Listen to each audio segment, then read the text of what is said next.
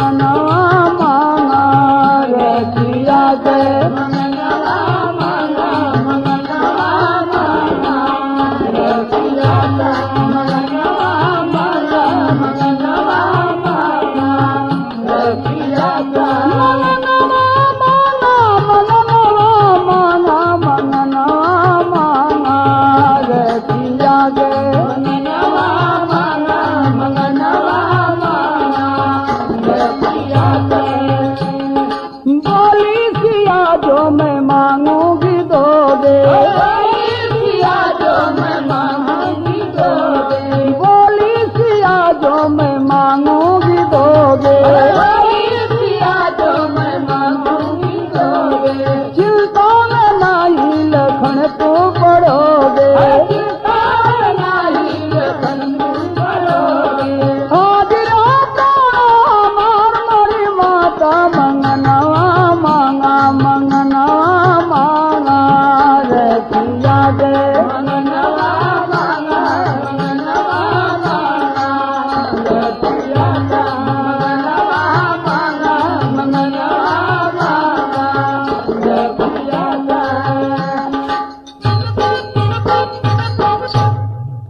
लक्ष्मण जी बार बार कहें कि आप हमसे राखी का बंधाई मांग ला। माता जानकी बोली कि भैया हमरे पास कौन चीज का कमी है, सब कुछ तो प्रभु दे ले हवन, का कमी बा कि मांग ली, हम कुछ न मांगब। लेकिन बार बार लक्ष्मण जी यही कहे कि आप मांग ला। तो माता जानकी जी बोलिन कि अच्छा एक काम करा कि जवन कुछ हम राखी के बंधाई मांगी दे सकेला। लक्ष्मण जी कहें कि अगर आज प्राण भी राखी के बंधाई में मंगबू तो हम दे देव। फिर जानकी जी बोली कि सोच समझ लो लखन लाल, यदि हो हिम्मत तो बोलो।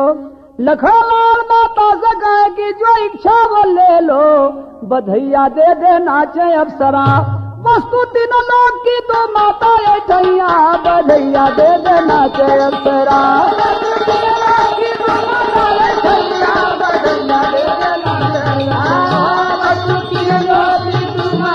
बधैया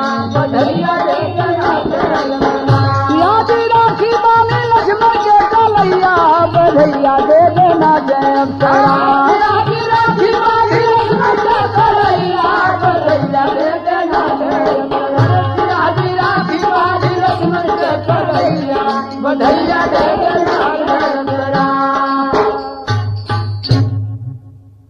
अगर राखी के बंधाई में आज प्राण मंगबू तो हम प्राण भी दे देव। तो जानकी जी कहलिन कि जरा सोच समझ के बोलिहा, हम मांगे थे लेकिन मांगे के पहले हमें 3 वचन आप दे दे। तो लक्ष्मण जी 3 वचन दे के वचनबद्ध हो गई लन। तो जानकी जी मांगत का है, वचनबद्ध करवा के सीता लखन लाल से कही वचन, प्रभु के चरणों की सेवा हम तू करते हैं लगा के मन। दाया चरण आपके हिस्से, बाएं का मैं करूं पूजन, आज से दोनों चरण की सेवा मेरे जिम्मे छोड़ो लक्ष्मण। देखें बड़ी गूढ़ चीज मंगलिन। रामचंद्र जी जब खाए पी के रात के सुते लगे, आराम करे लगे, तो दोनों जने झगड़ा करें, चरण सेवा करे बदे। जानकी जी कहें कि हम दोनों चरण का सेवा करब, और लक्ष्मण जी कहें कि नहीं हम सेवा करब। तो भगवान दोनों जने के एक एक चरण का सेवा बांट दिलन। बायां चरण जानकी जी के जिम्मे और दाहिना चरण लक्ष्मण जी के जिम्मे। तो दोनों जने एक एक चरण दबावे शुरू करें। बहुत देर तक लक्ष्मण जी दबावें। जानकी जी के थोड़ा दिक्कत महसूस होए कि पति और पत्नी के बीच में इनकर कोई जरूरत नहीं, लेकिन पैर पकड़ के बैठ जालन, रोज दबावे लगलन। हमार कोनो ऐसा मौका आई कि इनकर यहां से हम ट्रांसफर कर देव, बदली करके तब छोड़ब। आज राखी के बंधाई में जानकी जी वही रात के सेवा वाली ड्यूटी लक्ष्मण जी से मांग लें कि हमें राखी के बंधाई में रात के चरण की सेवा जो हम दोनों जने मिलकर करीला वो आज से हम अकेले करब। तो भाई लगा सुनत बचनिया सिया के वही जुनिया, लगल कले जवा में बाण, धरती पर गिरी गईले लखन बलिवनवा, आई गयल मूर्छा महा। सुन के सीता माता जी के तनी बचनिया, धरती पर गिर गईल लखन बलवान, जैसे शक्ति लागल रह लंका नगरी में, वैसे आज लगल बा लखन के शक्तिवान। तो रोई रोई सीता जगावे लखन प्यारे, काहे बदे बाटा इतना हमसे ऋषियान, जनले जो हम होई तोहरी हुई है ऐसन हलिया, मांगित नहीं प्रभु के चरनिया कदान। भगवान रामचंद्र जी जब देखलन कि यह दोनों जने का लेन देन वाली बात शुरू हो गई, तो वहां से हट के कुछ दूर जाके बैठलन कि देवर भौजाई का मामला है, पता नहीं का ली है का दी है। तो हमारे यहां से हटी जाना ठीक हो। लेकिन यही बीच में जानकी जी जब चरण का सेवा मांग ले लेन और लक्ष्मण जी बेहोश हो गईलन, तो जानकी जी रो रो के जगावत है। एक तर्ज हो, कहाँ से अवतारा कौन पान जइबा बबुआ बोलिना, के हो देलस घरवा से निसार बबुआ बोलिना, के हो देलस घरवा से निसार बबुआ बोलिना, के हो देलस घरवा से निसार बबुआ बोलिना। हाँ ऐसे ही तर्ज हो, रोई रोई सीता माता लखन के जगावे बबुआ बोला हो, काहे गईला तना सियाए बबुआ बोला हो, काहे गईला तना सियाए बबुआ बोला हो, काहे गईला तना सियाए बबुआ बोला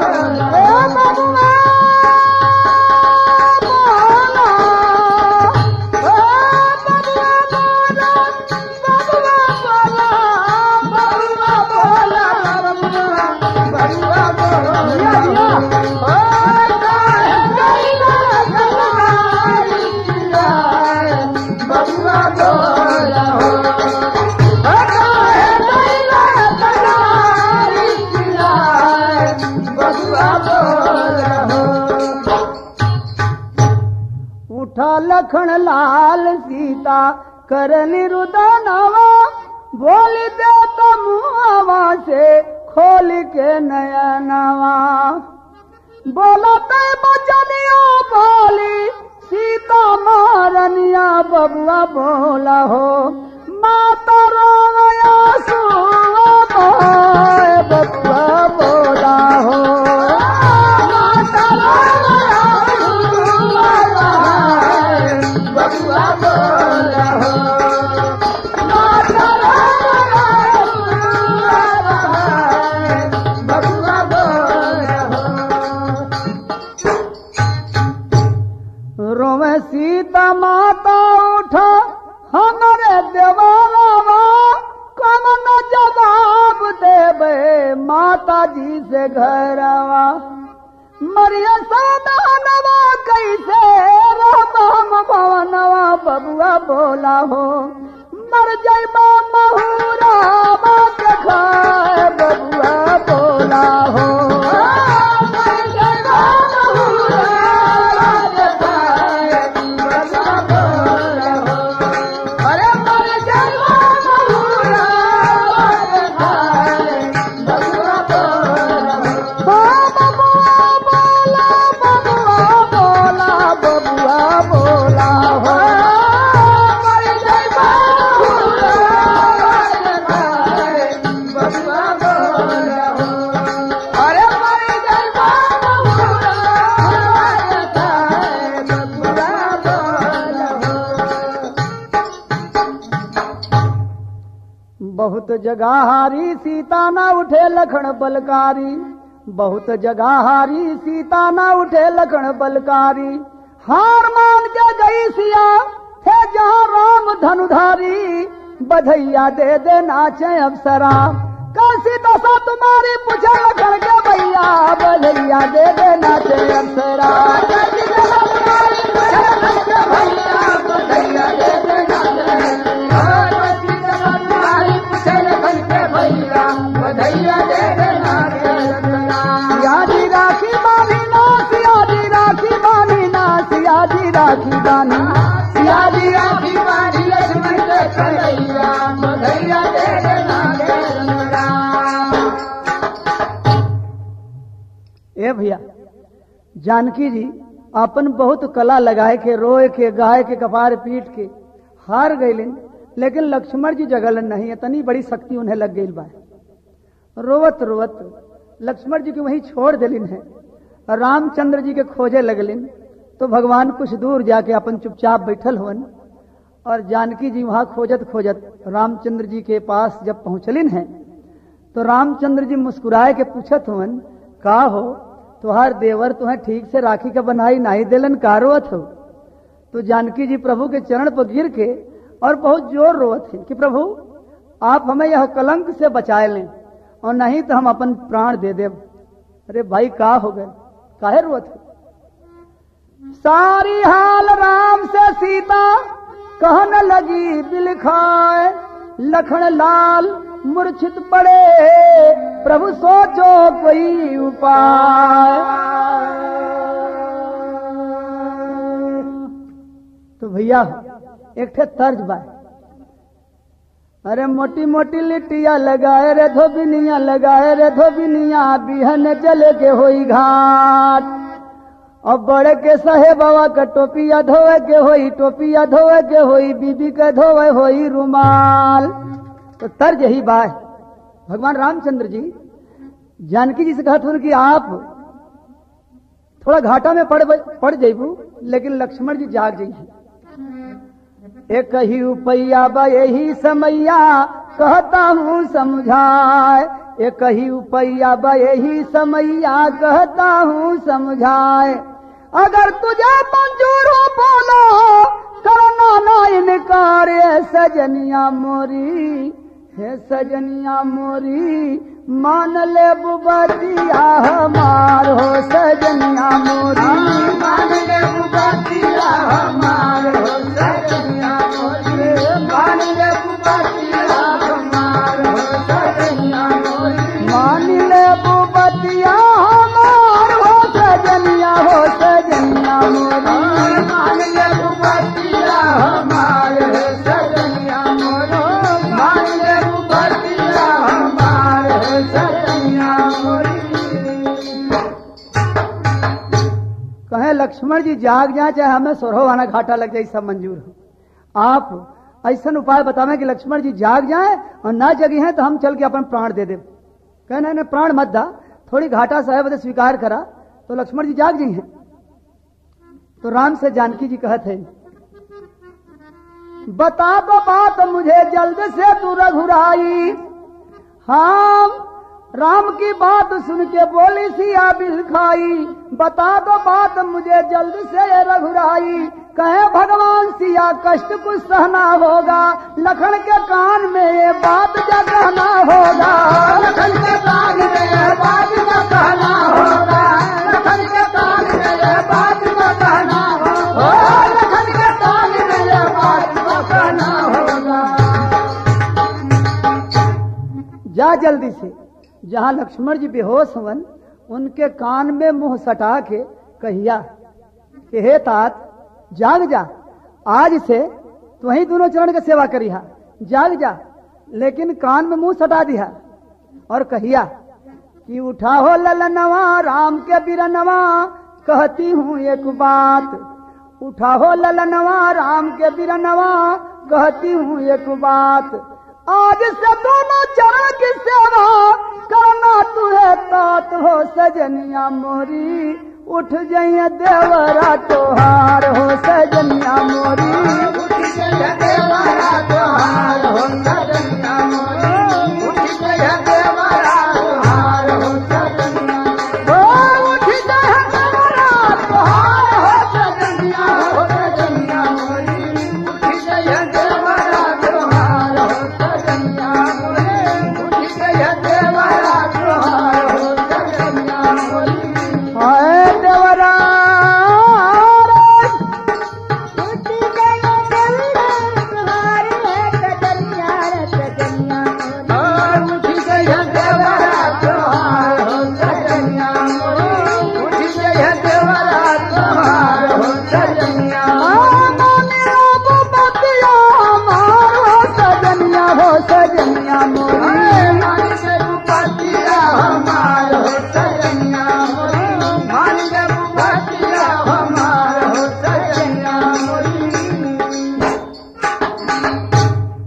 जा यह काम करा जल्दी से, नहीं तो लक्ष्मण जी उठिए नहीं। उदा तो हनुमान जी लिया के सजीवनी बूटी पिया दिलन लंका में जब शक्ति लगल रहल। लेकिन आज ये तोहरे हाथ में दवाई हो, और तू जाके जल्दी से उनके कान में कहा कि हे तात जाग जा, आज से तो ही दोनों चरण के सेवा करिहा, तब उठी है, न तो लक्ष्मण जी ना उठी हैं। तब तो जानकी जी के बड़ा तकलीफ भयल, ये तो भगवान हमारे ड्यूटी वहां से बदल दिलन। हम सोचली कि लक्ष्मण का ड्यूटी बदलब ये हमारा ट्रांसफर करे थे। अरे कहे कि जल्दी से जाके दोनों चरण के सेवा लौटा दवन है। तो देखा भैया अब तर जा गए पंधारी दद्दा वाली।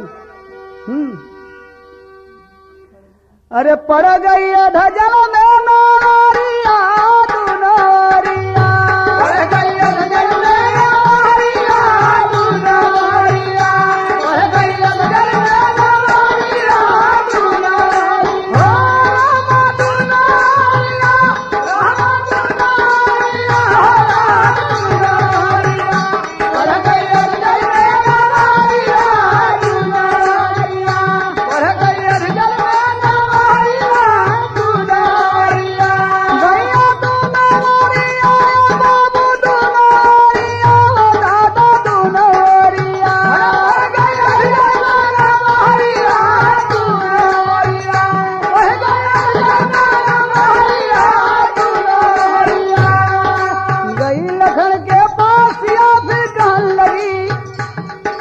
रामचंद्र के बात सुनत चल भाई सीता मल्लाई, चल भाई गौर बढ़ा के, हाँ चल भाई गौर बढ़ा के, हाँ चल भाई गौर बढ़ा के सीता चल भाई गौर बढ़ा के, चल भाई गौर बढ़ा के, राम चल भाई गौर बढ़ा के, अधजल ना पा जाई ना मर बीता के सुजन एक डोरिया दुनारिया, नायक बादगारिया दुनारिया, तुझे नायक बादगारिया दुनारिया, राम दुनारिया, दुनारिया, जिया जिया अरे तुझे नायक बादगारिया दुनारिया, तुझे नायक बादगारिया दुनारिया, पड़ गई अधजल में नारिया दुनारिया, पड़ गई अधजल में नारिया दुनारिया, पड़ गई अधजल में नारिया दुनारिया। जानकी जी सोचत है कि हम तो दोनों ओर से गईली, चरण के सेवा भी गयल और हमार रात वाली ड्यूटियों चल गई। अब आज मंजस में पड़ गईली। कहा सोचत है कि अगर लक्ष्मण जी नहीं जियतन तब वो हमें कलंक लगी और हम जाके दोनों चरण के सेवा लौटा देते तो जाग जी हैं, लेकिन हमें घाटा लग जाई। भगवान कहते उनके जल्दी जा, अब सोचा मत। तो जानकी जी कहा सोचत है, अगर चरण का सेवा चाहूं टूटी लखन से नाता, और टूटी लखन से नाता भैया टूटी लखन से नाता, टूटी लखन से नाता, टूटी लखन से नाता, एक चरण हमारा हिस्सा था वो बिजा बिधाता जंग मनोरिया दुनारिया, जंग मनवा में हमारिया दुनारिया, जंग मनवा में हमारिया दुनारिया, एक चरण हमारा हिस्सा था वो बिजा बिधाता जंग मनोरिया दुनारिया, जंग मनवा में हमारिया दुनारिया, जंग मनवा में हमारिया दुनारिया, पड़ गई अधजल में नारिया दुनारिया, पड़ गई अधजल में नारिया दुनारिया, पड़ गई अधजल में नारिया दुनारिया। आखिर के जहई के पड़ल और जाके जहां लक्ष्मण जी बेहोश हवन उनके कान में मुंह सटा के कहत हैं, गई लखन के पास या तब कहन लगी सगुचात, कहन लगी सच्चा राम, कहन लगी सच्चा, आसे दोनों चरण की सेवा करना तू आता, सुनते खुल गई नजरिया दुनारिया, उनसे खुल गई नजरिया दुनारिया, उनसे खुल गई नजरिया दुनारिया, गई लखन के पास याजी कहन लगी सगुचात, आज से दोनों चरण की सेवा करना तू आता, सुनते खुल गई नजरिया दुनारिया, उनसे खुल गई नजरिया दुनारिया, उनसे खुल गई नजरिया दुनारिया। हे तात, आज से तू ही दोनों चरण का सेवा करिहा, जाग जा। तो लक्ष्मण जी के जैसा कोई संजीवनी बूटी पिया दिले और उठ के बैठ गईलन। तो बैठ गईले के बाद का देखत हन कि माता जानकी के आंख से आंसू चल रहा हो, और वह आंसू के देख के लक्ष्मण जी पूछन कि हे माँ, हम हार गईली, आप जीत गईलू। हम इतना बड़ा बात का पुल बनौले रही है कि आज प्राण भी मंगबू तो हम तुम्हें दे देव, लेकिन आप हमारे प्राण खुदे लौटा दिलू हमारे। तो माता, अब तो हम जाग गईली, लेकिन आवा हम और आप दोनों जने मिल के फिर से बंटवारा के लेवल जाए अपन अपन ड्यूटी। मूर्छा टूटी उठे लखन फिर कहन लगे सगुचात, मूर्छा टूटी उठे लखन फिर कहन लगे सगुचात। हाँ, मूर्छा टूटी उठे लखन फिर कहन लगे सगुचाई, एक क्षण हमारा इज्जत एक किया करो सखाई, बधैया दे देना चाहे अप्सरा, गाटर गुरु